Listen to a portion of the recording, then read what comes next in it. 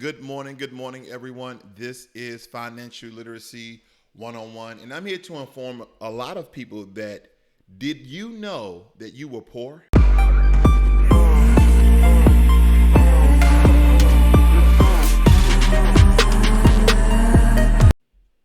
A lot of us are not aware of the governmental poverty guidelines, and we believe that because we can afford the most simple things in life, maybe a place to live, food and water, and sometimes we can buy clothes and maybe go, I don't know, to Disney World. No, I doubt it. If you're poor, you cannot afford to go to Disney World. And again, I chuckle with disgrace. I chuckle with dismay. Not that us is a truly a funny matter. It's actually very difficult. This conversation is very difficult because a lot of us may be unaware, uninformed, and uneducated of our poverty level.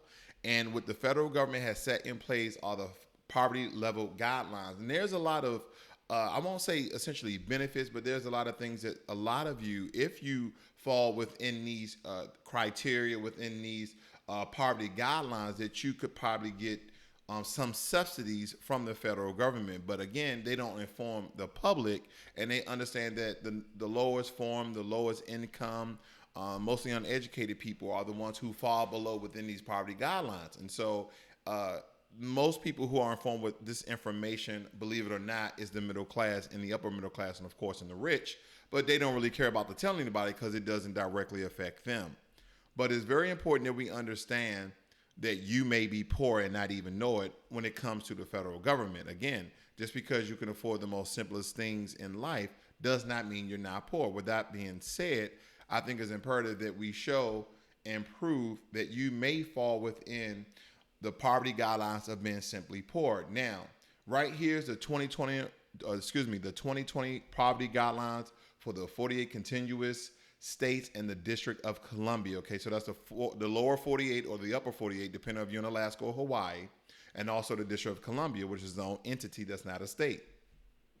Now, if you are one person and you are making $12,880, you are considered living in poverty.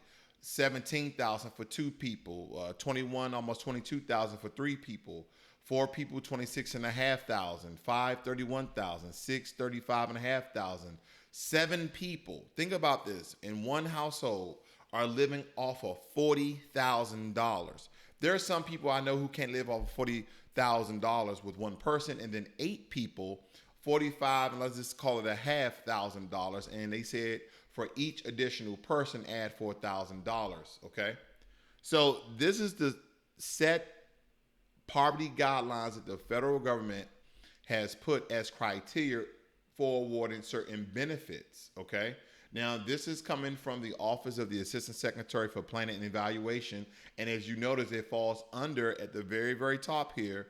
Okay, top left, the U.S. Department of Health and Human Services. This is a federal government website. Now, if you live in Alaska, again, here's the numbers 1 through 8, and this is again the amount of people who are living in that household. So of course, Alaska a little more expensive to live in. So let's get right now to the nitty gritty. So slightly under $56,000 a year with 8 people living in that household, you are considered poor. Okay, you live in poverty. When it comes to Hawaii, again, you're slightly higher than the 48, but 51,000 a year, roughly. 8 people living in a household is considered poor, considered destitute, low income, et cetera, et cetera, et cetera. Now, with these particular websites, there are some benefits that they may offer you. Okay, it may be some benefits they may offer you. So I advise you to go over to the U.S. Department of Health and Human Services. Again, this is bringing awareness to people who may not know that they're poor. Some people have been living a certain type of lifestyle for such a long time, they may not even believe that they're poor. Okay, you live in low income areas. You live in the projects. Okay, you live in trailer parks where these are not double wides or triple wide trailer parks where the property value is $200,000 or plus. No, everybody's trailer home is probably a single wide, double wide, and it's about to fall apart, and the property value is like 20 grand. So we have to understand that you may be living in poverty. You may be poor and not even know it. Now, here's another federal government website just to kind of back up the claim that some people might say that, okay, that's from one source. But again, this is from the federal government. This is from healthcare.gov. Again, that's a federal government website. And it says here, now we're reading right from this paragraph, that the 2021 federal poverty line, FPL, income numbers below are used to calculate eligibility for Medicaid, that's health insurance, and child health insurance program called CHIP. I talked about this before. The 2020 numbers are slightly lower and are used to calculate savings on marketplace insurance plan. Now and again, we run into the same exact numbers when it comes to the contiguous 48 states, okay? Not including Alaska, not including Hawaii. But if you get down to 8 people living in a household, or you get down to 3 people living in a household at 21, almost 22,000, and for 8 people around 45,000, you are considered dirt poor. You are considered living in poverty, you know? And a lot of times we like to use key terms and phrases like you're living below the poverty line, essentially. Because believe me, ladies and gentlemen, I don't care where you're living at. It could be Alabama, Mississippi, Missouri. If you have 8 people living in a household and you're only bringing in 44,000, there's a lot of people who are going without. There's a lot of people who are going without a lot of things at 8 people per household. And believe it or not, this is America. You may be poor and not know it because you're getting federal subsidies. You are probably getting a stimulus check, unemployment. You're getting WIC. You're getting, you have an EBT card. So you have all these federal benefits because you are poor. So you need to be aware of your current status because maybe, just maybe, you're willing to do something to help yourself, elevate yourself, lift yourself from the current economic level that you're at. Now, the problem with this is a lot of people, and I'm not saying this is stereotypical, this is what I've just seen. A lot of people who fall in this poverty level, poverty mindset, they're okay being there. They're okay that they're getting federal subsidies. They're okay that they're getting federal benefits. They're okay that they're getting federal monies and compensation each and every month.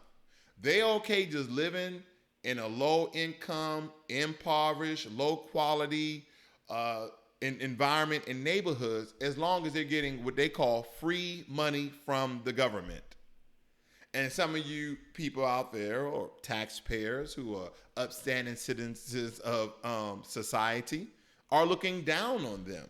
Now, I'm not going to make excuse for any group, whether it be the middle class and on up or the lower class on down. I'm not making an excuse for anybody, but it needs to at least be aware, because simply sometimes awareness is what people need to lift themselves up, to have a different mindset, to change a course of action. Awareness, awareness, awareness, awareness. It's kind of like preventive health care.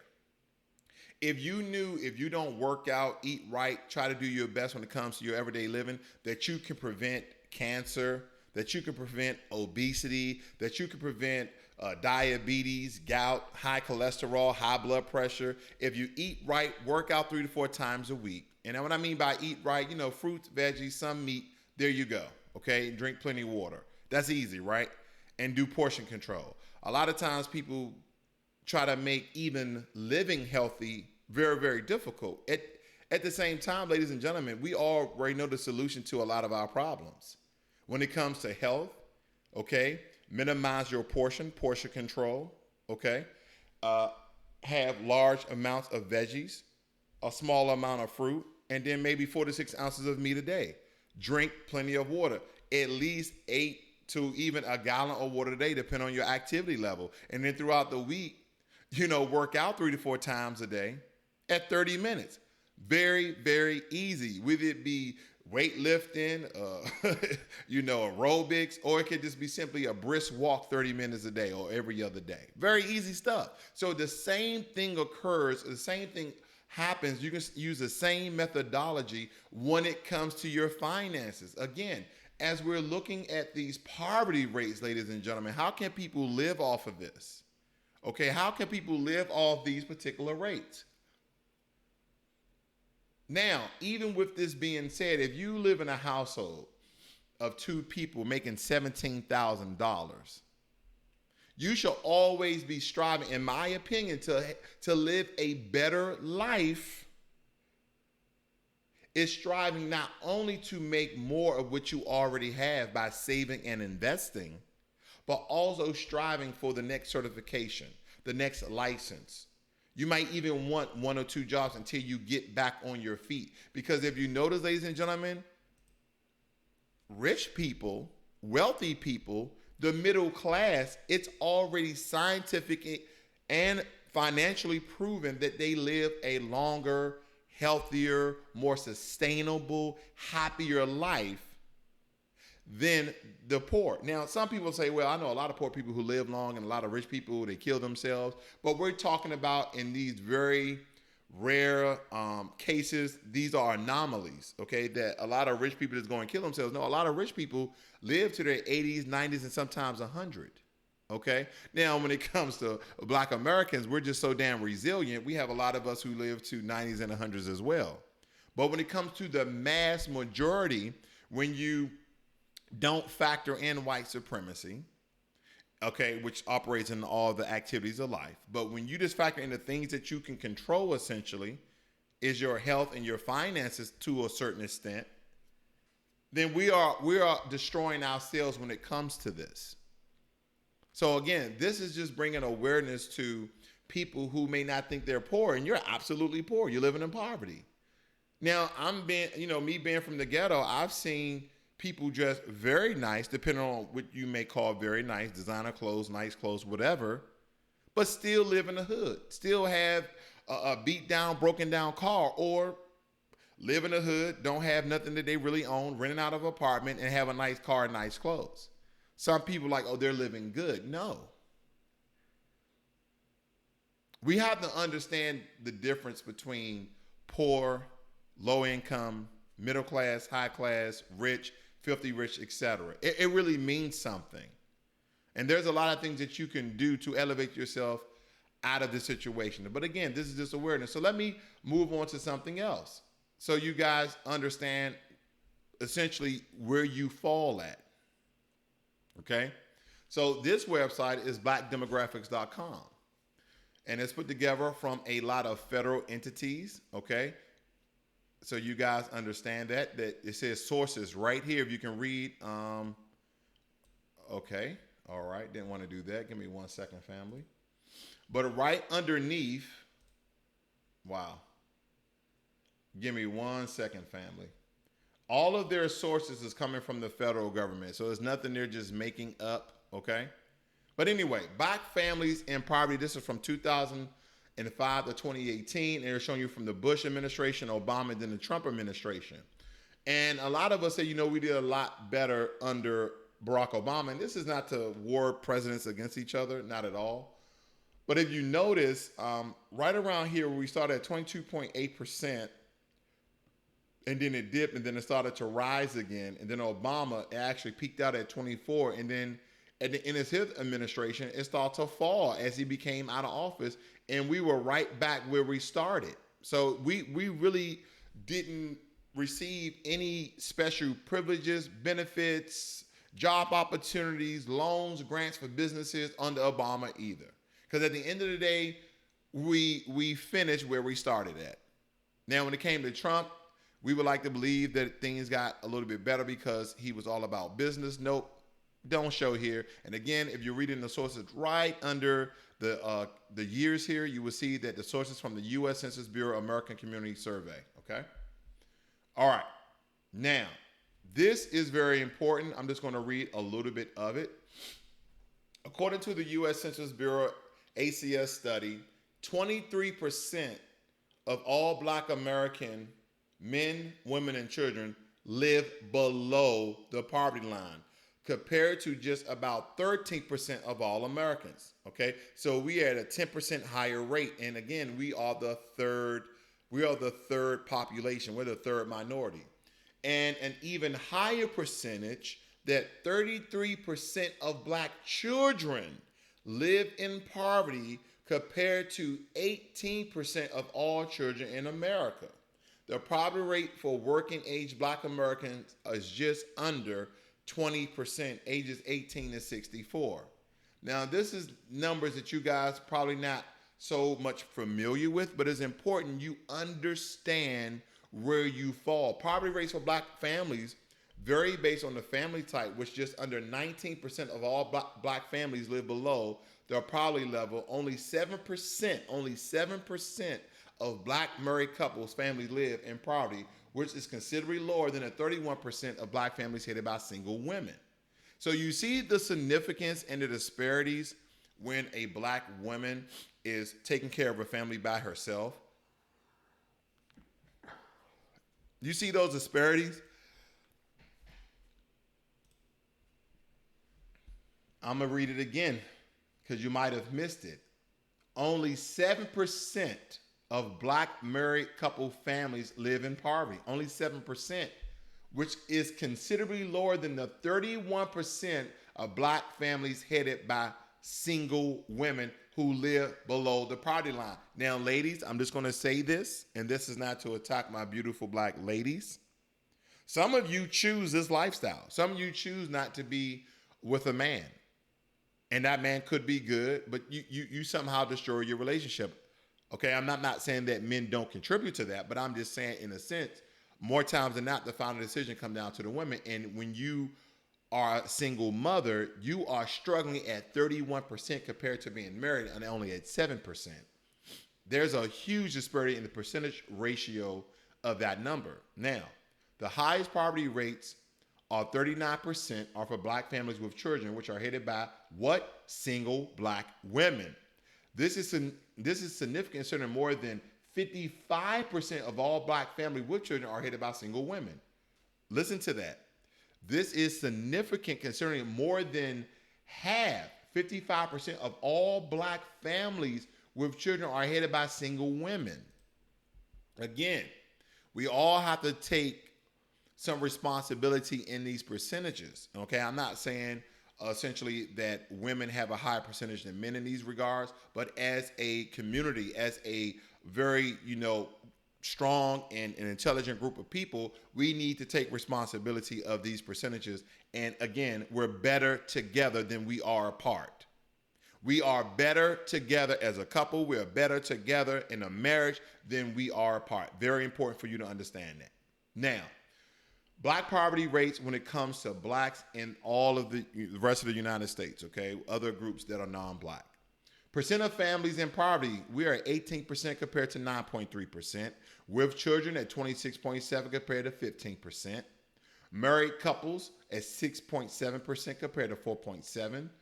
And then here's the thing. Before I read out all these damn numbers, the point of the matter is this. Regardless of these different echelons and different levels, when it comes to the different situations that we're living in, we're always higher.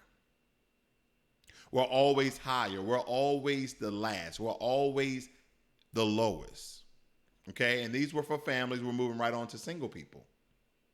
And as you said, people in poverty, our single black men and women are 22.5% compared to 13%. We're almost 10% or greater in every group. 32.5 under 18 and 18. Okay? This is probably the closest at 11.7 and 19.1 was 18 years and older when you're first starting off. But other than that, it's at least about almost 10%. There's a few discrepancies, minus 2, plus 2 here and there, but it's almost 10% in every other category. Now, instead of reading you to death, I'm just going to read one more portion so you can get the absolute idea of your current situation, that you may be poor in America and not know it.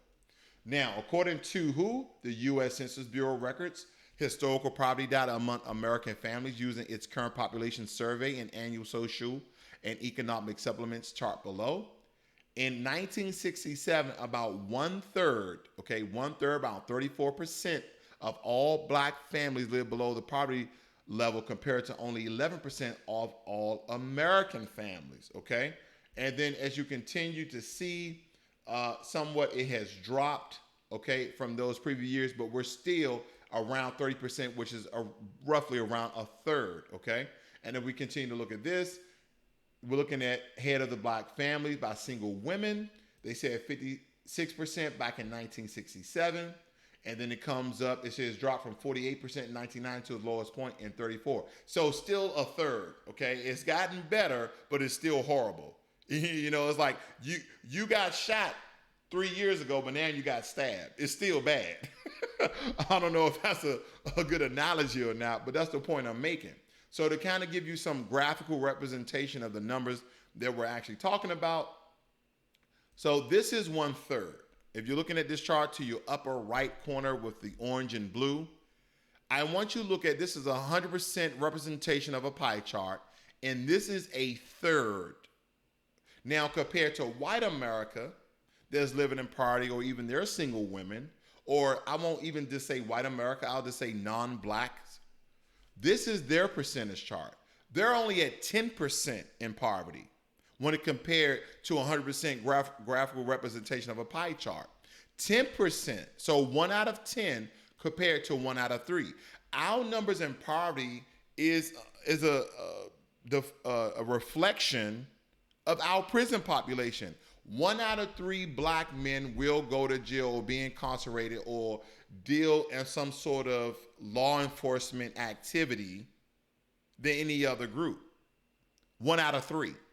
Compared to the rest of the U.S., non-black people, 1 out of 10. That is a large disparity. So we have to understand the current situation we live in and some of the things that we can do to get ourselves out of. This is very important. This is something to be aware of, and it's something that you need to do about it. Because once I say this again, people who live in poverty, people who are poor, don't have the financial stability, they don't have the funds, they don't have the benefits to do pretty much anything in America. Because if you were ever to find yourself in trouble and you needed adequate legal representation, you won't be able to afford it. You will have to get a court attorney, which are probably the worst attorneys because they're right out of college or they have a horrible track record.